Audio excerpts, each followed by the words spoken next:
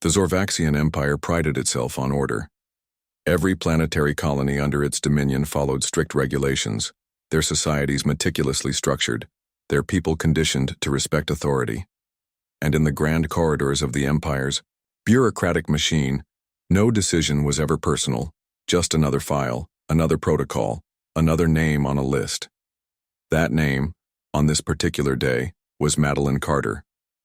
Her crime was insignificant by human standards, but to the Zorvaxians, it was an unforgivable offense. The charge trafficking restricted consumables, the contraband? A Twinkie. Madeline had been a traveler, a cargo handler with a reputation for stretching the limits of interstellar customs. She wasn't a smuggler in the traditional sense, just someone who knew how to bypass a few scanners to keep her fellow workers happy with homeworld snacks and comforts. No one thought much of it. Certainly she didn't. When she landed on Zorvax 9, one of the Empire's core logistical hubs, she had no idea that the single, yellow-wrapped sponge cake in her duffel bag would be the catalyst for humanity's most consequential war in galactic history. She stood in the cold, metallic detainment chamber, her wrists bound in luminous restraints, watching a Zorvaxian magistrate review her case. His pale, amphibian-like skin glistened under the harsh lights, his 3 black eyes skimming through the digital tablet in his webbed hands. He barely looked at her. Human. "You are in violation of Galactic Nutritional Code 57B, he said. In a monotone voice, Madeline snorted. "Pretty sure I missed that one in the welcome brochure." He didn't acknowledge her sarcasm. "You have smuggled an unapproved terrestrial substance into Imperial space. This confectionery object, Twinkie, contains compounds categorized as hazardous. Artificial preservatives of this nature are strictly banned." Her stomach dropped. "You're kidding." The magistrate's gaze didn't waver. "There is no humor in the law." "It's just a snack," she said, exasperated. "I've brought these before. It's not like I'm running guns or bioweapons." His amphibious fingers flicked across the tablet. "Previous infractions have been noted. Repeated offenses indicate malicious intent." Malicious intent? Over a damn Twinkie? Madeline swallowed, back a laugh, suddenly aware that this wasn't the kind of place where humor would get her out of trouble. She tried again. "Look, I'll pay the fine. I'll never bring food again. I get it, the preservatives freak you out." No appeal is permitted. A chill went through her. "What do you mean, no appeal?" The magistrate pressed a final button on his tablet, and a red holographic symbol projected in the air beside him. Zorvaxian shorthand for capital punishment. Madeline's breath caught. "Wait!" The guards flanking her stepped forward. One reached for the small control device on his belt. Effective immediately. She had no time to struggle. The Zorvaxians prided themselves on efficiency, and her execution was carried out without ceremony. A pulse of energy surged through the restraints, and in an instant, her body crumpled to the floor, lifeless. No speech, no final words. Just another bureaucratic checkmark. The magistrate exhaled, tapping his tablet once more. Next case. The footage leaked within 12 hours. Zorvax 9's security system was automated, and while the Empire's bureaucracy was ruthlessly efficient, it wasn't built to handle human chaotic ingenuity. Someone, maybe a human dock worker, maybe an alien with a conscience, hacked the station's surveillance and uploaded the execution video to the Terran HoloNet. By hour 15, it had 40 million views. By hour 24, every major human news outlet was playing it on repeat. By the end of the first day, the galaxy had changed forever. "Unbelievable," Admiral James Callahan muttered, fingers pressed against his temple as he rewatched the footage in his office. He had fought in 3 interstellar conflicts, brokered peace in 2, and spent his life ensuring humanity had a seat at the galactic table. This was worse than war. The Zorvaxians had executed an unarmed civilian, not for espionage, not for treason, but for bringing a snack across a checkpoint. There was no way Earth would let this slide. A knock sounded at his door. Callahan straightened his uniform. "Enter." The door slid open, and President Evelyn Carter stepped inside. She wasn't a typical politician. She was young for her station, sharp-eyed ex-military, More importantly, she was Madeline Carter's aunt. Callahan stood immediately. "Madam President," she didn't waste time. "We're not waiting for an apology." His lips pressed into a thin line. "I take it diplomacy is off the table?" Her expression was hard as steel. Diplomacy died the moment they vaporized her. The United Nations of Earth is preparing a response. Callahan knew what that meant. Humanity had always been considered second-rate by the Empire. We weren't the strongest. We weren't the most advanced. The Zorvaxians saw us as irrelevant, an upstart species that got lucky clawing its way into interstellar politics. What they never understood, what no alien race had fully grasped, was that humanity never fought fair. He leaned forward. "How far are we taking this?" She met his gaze, voice calm. "Absolute. Full-scale war." The Zorvaxian High Chancellor received the official demand for justice 48 hours after the incident. He read the transmission once, then dismissed it. With a click of his mandibles, humans so emotional, so predictable. They would rage, they would protest, they would whine, and then they would accept their inferiority as they always had. He had no reason to believe this time would be different. The execution had been standard procedure. The laws were clear, the sentence legal. Humanity's demands for justice were irrelevant.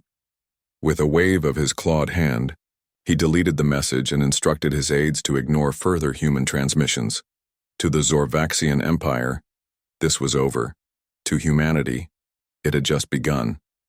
Admiral James Callahan stood in the war room of the United Nations of Earth's orbital command station, staring at the tactical display hovering in the air before him. A galaxy of blinking lights and shifting fleet formations sprawled across the projection, the intricate web of the Zorvaxian Empire's vast holdings outlined in cold, clinical detail.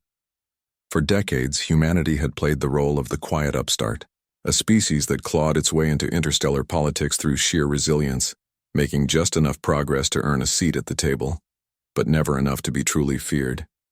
That time was over. "We need a plan," Callahan said, voice level, masking the fire boiling beneath his composure. General Tobias Vance, commander of Earth's strategic forces, let out a dry chuckle and leaned against the table. "A plan? That's cute. I thought we were just going to roll up and kick in their teeth." President Evelyn Carter sat at the head of the table, her expression as unreadable as ever. "We're not looking for a fair fight." "Good," Vance said, "because if this were a fair fight, we'd lose." Callahan folded his arms. "Then, we don't fight fair." Across the room, Director Elena Park of the Terran Intelligence Bureau nodded in approval. "That's why we've developed a strategy that plays to our strengths. We can't match their fleet in raw firepower. But what we can do, what humanity has always done, is disrupt, confuse, and overwhelm." She tapped the console, bringing up a schematic of Zorvaxian infrastructure. Their empire runs on precision, logistics, supply chains, automated systems. We take those away, and the whole thing grinds to a halt. Callahan's eyes gleamed with something that almost resembled amusement. "You're talking sabotage." "Sabotage on a galactic scale," Park corrected. "We don't hit them where they expect. We don't engage their war fleets in direct combat. We cripple their ability to function." Vance grinned. "I like it. What's first?" Park turned to the president, waiting for approval. Carter didn't hesitate. "Initiate Operation Righteous Fury." Across the table, Callahan gave a single nod.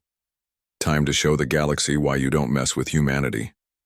The Zorvaxian Empire's vast bureaucracy was a thing of staggering complexity. Every shipment, every patrol, every bureaucratic decision flowed through an impossibly tangled network of automated AI processors, interstellar supply routes, and administrative layers so dense even the most dedicated clerks struggled to navigate them. Within 72 hours of the human retaliation campaign, the entire system was in utter chaos. Zorvaxian Fleet Coordination AI, once precise and infallible, began making catastrophic errors. Ships were ordered to hyperspace jump into the middle of asteroid belts. Supply routes directed freighters to dead planets with no outposts. Docking permissions were randomly revoked. leaving entire fleets floating helplessly in deep space. The first sign something was deeply wrong came when the Empire's primary command network shut down entirely, broadcasting only a single, incomprehensible message across every military channel. System error. Please contact technical support. Estimated wait time, 27 years. High Chancellor Velnor sat in his vast throne-like seat in the Imperial Citadel, his mandibles clicking and barely contained frustration. "This is sabotage," he growled, watching another report flicker across the holographic display. "Who is responsible for this?" A trembling bureaucratic aide hesitated before answering. "Preliminary analysis suggests human interference." The Chancellor's frill-like ears twitched. "Humans do not possess the cyber warfare capabilities." 2. Another screen blinked to life, cutting him off. A captured human transmission, intercepted from deep space. It was a video message. A figure in a Terran military uniform leaned into the camera, grinning like a man who knew exactly what kind of chaos he had unleashed. "Admiral Callahan." "Hey there, chuckleheads," Callahan said casually, as if addressing a local sports team instead of the ruling body of an interstellar empire. "Just wanted to let you know, your fancy little empire runs on a very outdated security system. Ever hear of Windows XP? Because, we just introduced your entire infrastructure to it." Velnor's 3 black eyes narrowed. Callahan's smirk widened. "Oh, and in case you're wondering why your fleets are going in circles? Well, congratulations, your entire navigation AI is now running Clippy as its main interface." The transmission ended. The chamber was silent. Velnor clenched his fists, his claws digging into the armrests. Crush them. The Zorvaxians scrambled to mount a counterattack, but the humans had planned for that too. The first battle wasn't a battle at all. The 7th Imperial Fleet, one of the Empire's most formidable armadas, was dispatched to the Terran-controlled colony of New Proxima. It arrived to find the planet completely abandoned, except for a single, human-built satellite broadcasting a looped message. The fleet commander ordered the message decrypted. It took 10 minutes to translate. It was a threat. No, not a threat. A warning. You have been rickrolled. This is only the beginning. Before the fleet could react, a chain reaction detonated across the sector. Human saboteurs had rigged every abandoned structure with electronic warfare payloads. EMP bursts, jamming fields, gravitational distortions. In moments, the entire fleet systems were thrown into disarray. Then, the drones arrived. Hundreds of human-designed combat drones, cheap, mass-produced, built for sheer annoyance rather than destruction, descended upon the stranded warships. They weren't armed with conventional weapons, they were armed with marketing pop-ups. "Congratulations, you've won a free luxury cruise to the Andromeda sector. Click here to claim your prize." The fleet's AI, overwhelmed with garbage data, crashed entirely.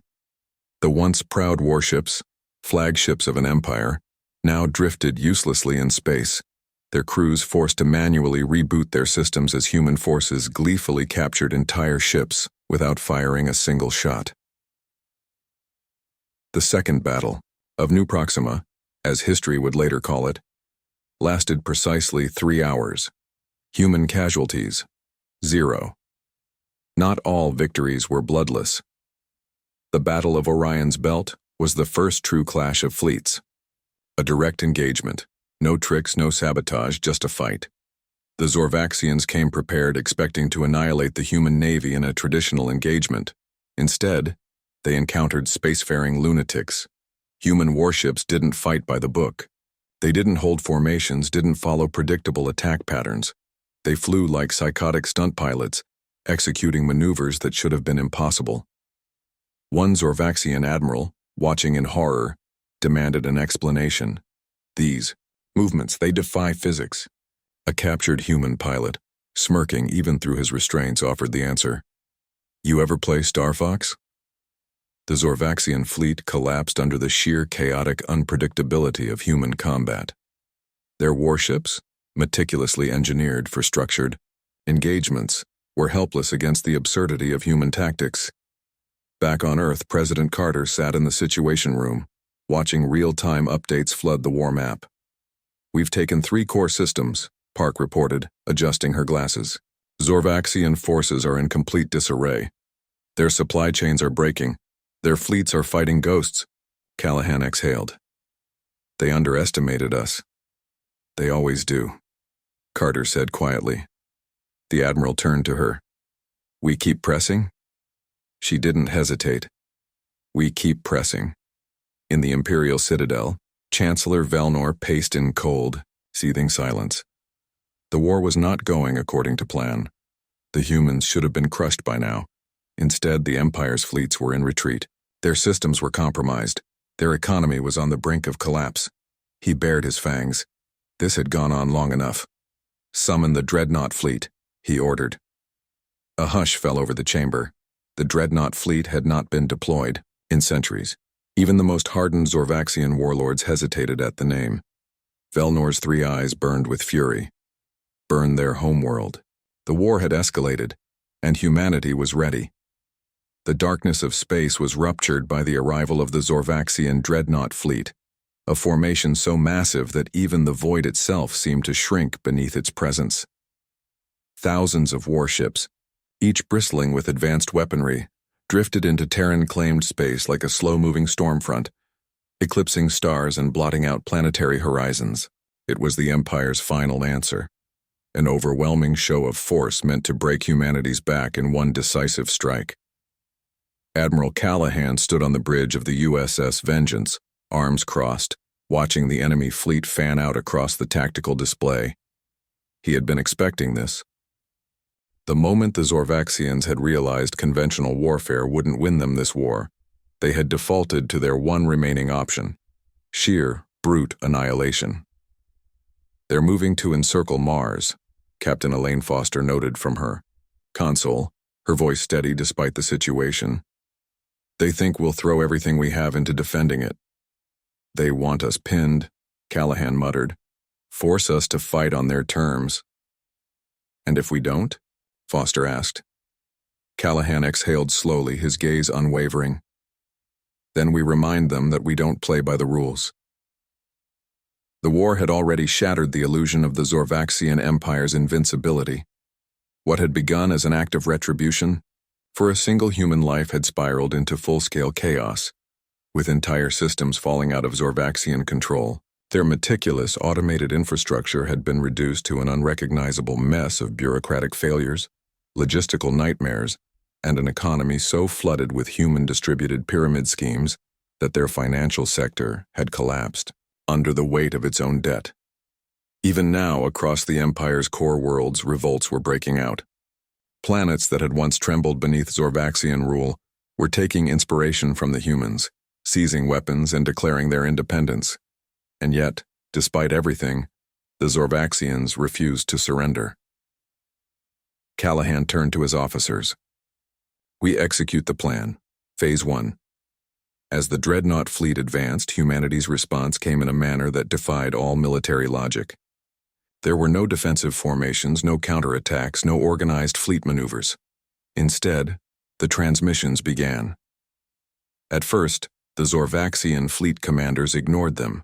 Then, as the audio channels were forcibly overridden, they had no choice but to listen. A voice crackled through every enemy warship. "This is Earth Command. We are willing to discuss terms of your surrender." The lead Zorvaxian warlord, a towering brute named Korvekt, sneered as he heard the message. He bared his fangs and growled at his communications officer. "Silence them." "I can't," the officer admitted, his 3 fingers fumbling at his console.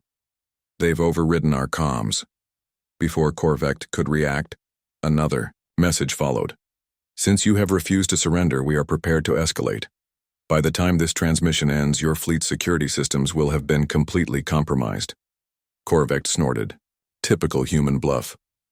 But then the sirens began wailing. Every Zorvaxian warship, every dreadnought, every cruiser, each one flickered with internal warnings as security lockdowns initiated seemingly at random. Airlocks began cycling, weapon systems refused to respond. Ships that had been flying in tight formation drifted out of sync, their autopilot systems overridden. And then, as if the universe itself had decided to mock the Empire one final time, the real horror began. Every screen across the dreadnought fleet flickered. Then, without explanation, a single human face appeared on every display. A man in sunglasses, a trench coat, snapping his fingers in rhythm. Never gonna give you up. Never gonna let you down. The rickroll had begun. Panic spread like wildfire. The Zorvaxians, supreme overlords of the galaxy, rulers of 1,000 species, architects of countless conquests, were now completely paralyzed by what historians would later call the largest cyber attack in galactic history. Across the Bridge of the Vengeance, the crew watched as entire enemy warships disabled themselves, their crews frantically attempting to regain control. Captain Foster let out a low whistle. "They're completely screwed, aren't they?" Callahan nodded, a smirk creeping across his face. Completely. The Zorvaxians, for all their military superiority, had never encountered human spite weaponized at this scale.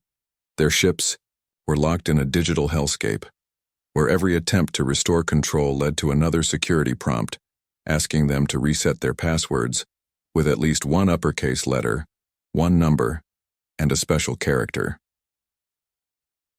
And then came Phase 2. Across the system, human ships began jumping into real space, their arrival marked by an absence of traditional military precision. These weren't sleek war vessels moving in perfect calculated formations. These were heavily modified space rigs, piloted by men and women whose ancestors had once driven 18-wheelers across America's endless highways. Callahan had personally recruited Earth's most fearless lunatics for this phase of the war. Truckers, bush pilots, stunt racers, the kind of people who thrived on recklessness. And the moment they entered battle, it was pure bedlam. The first human attack run wasn't a barrage of missiles or plasma fire. It was a mid-space pit maneuver. Convoy of modified Terran freighters slammed sideways into a Zorvaxian battleship, sending it spinning wildly through the void. Another group of human pilots engaged in what could only be described as high-speed demolition derby, ramming into enemy formations, slingshotting through gravity wells, and generally flying like absolute maniacs. One particularly infamous Terran pilot, known only as Big Jim, had strapped 2 nuclear warheads to the front of his retrofitted cargo hauler and was currently plowing through an entire Zorvaxian squadron while laughing over the comms. "This one's for Maddie," he howled as he rammed his ship directly into an enemy frigate, triggering a chain reaction that took out an entire wing of enemy vessels. By the time the Zorvaxian commanders had even begun to re-establish order, nearly half their fleet was either disabled, captured, or reduced to fiery wreckage. Korvect, still aboard his command ship, stared at the carnage unfolding before him. His mind, conditioned to think in terms of efficiency, order, and structured warfare, could not comprehend what he was witnessing. There was no pattern, no coordinated formation, no logic. There was only pure, unfiltered chaos. This was not war. This was madness, and the humans were winning. He turned, trembling with rage and disbelief. "Hi, Chancellor. We must retreat." The transmission from the Imperial homeworld was silent for a long moment. Then at last the voice of High Chancellor Velnor spoke. "No retreat." "But High Chancellor, humanity must be broken," Velnor hissed. "Even if we burn their entire species." To the last man, Korvect swallowed, understanding the implication. The war was no longer about victory. It was about erasing humanity from existence. The order was clear. The Zorvaxian fleet would raise Earth itself. Korvect took a deep breath. Understood. And, with that, he sent the final directive to the fleet. All ships, set course for Earth. The black expanse of space was littered with the burning wreckage of Zorvaxian warships, drifting aimlessly like the discarded bones of a long-forgotten empire. The once mighty dreadnought fleet, the pride of the Zorvaxian war machine, lay in ruin. But even as the last of their great vessels crumbled under humanity's relentless assault, the order had been given. Burn Earth. Admiral James Callahan stood rigid on the bridge of the USS Vengeance, his hands clasped behind his back, as he watched the tactical display update in real time. The enemy's battered, demoralized remnants had begun their final desperate march toward the heart of human civilization, a wounded beast lashing out in blind fury. He exhaled slowly, a calm settling over him like the eerie silence before a storm. They had fought too hard, sacrificed too much to let this be the end. "Status on planetary defenses?" he asked, his voice steady. Captain Elaine Foster's fingers danced across the console. "Orbital platforms are locked and loaded. Ground-based rail cannons are online. Civilian shelters at max capacity." Callahan nodded, glancing at the faces of his bridge crew. Hardened veterans and fresh recruits alike, their expressions grim but unwavering. They had come too far. He turned back to the screen, watching as the Zorvaxian fleet approached. Their engines flickered, some barely holding together, but they did not turn back. "They're not stopping," Foster murmured, Callahan's jaw clenched. "Neither are we." Across the galaxy, the war had already shifted. What had started as vengeance for a single woman had become something far greater. A reckoning. Planet after planet had risen in rebellion. Once oppressed species, races that had cowered beneath Zorvaxian rule for centuries, had taken up arms, emboldened by humanity's defiance. The Empire, once unshakable, was fracturing. Callahan knew what this final charge was. Not a military maneuver, but a desperate act of self-preservation. High Chancellor Velnor was cornered, and like any cornered tyrant, he was willing to take the galaxy down with him. "Admiral," Foster said, her voice quieter this time, "we have incoming transmissions from rebel forces across Zorvaxian space. They're asking for orders." Callahan allowed himself the smallest of smirks. "Then let's give them one." A single command was relayed across the stars. "Finish it." In the halls of the Imperial Citadel, High Chancellor Velnor stood before the Great War Table, his 3 black eyes unblinking as he watched the carnage unfold. The war had unraveled faster than he had ever imagined. Humanity had not been beaten into submission. They had not cowered beneath superior firepower. They had not done what they were supposed to do. Instead, they had torn through the Empire like a wildfire, turning the very foundation of Zorvaxian rule against itself. "High Chancellor," a trembling aide stammered, "the Terran fleet has reinforced Earth's defenses. Our forward squadrons are being eradicated." Velnor's clawed fingers tightened around the edge of the war table. He had underestimated them.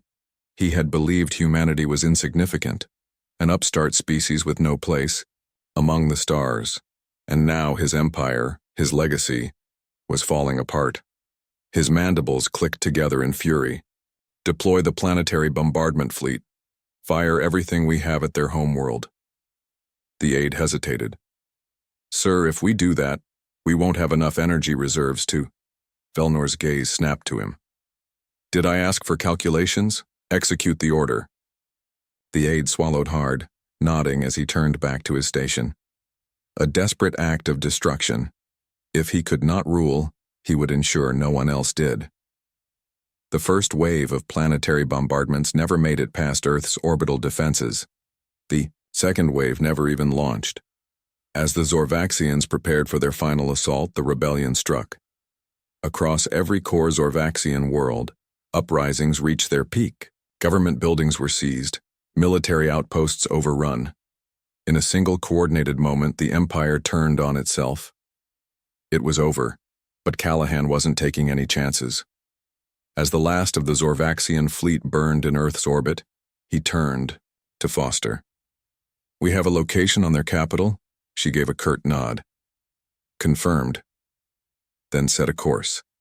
The USS Vengeance broke through the Imperial homeworld's orbital defenses like a knife through paper. Humanity did not arrive as conquerors. They arrived as executioners.